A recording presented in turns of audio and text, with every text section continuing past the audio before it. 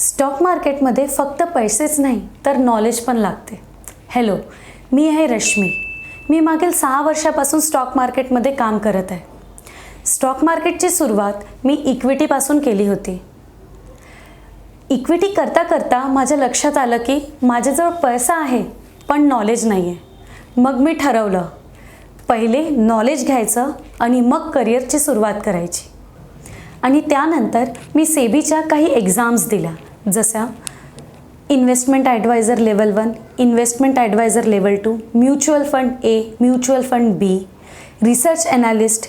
हे सगळं दिल्यावर, सगळं नॉलेज घेतल्यावर मी माझ्या करिअरची पुन्हा एकदा जोरात सुरुवात केली आणि आता मी सक्सेसफुली ट्रेडिंग आणि इन्व्हेस्टमेंट करत आहे.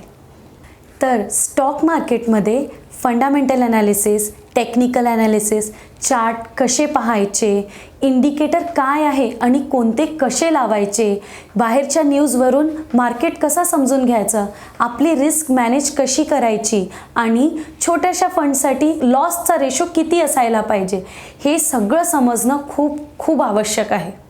सो तुम्हाला पण हे सर्व शिकायचं असेल माझ्याकडून पूर्ण फ्रीमध्ये, तर मला संपर्क साधा. मी शिकवेल आवडीने. फक्त तुमचा वेळ पाहिजे.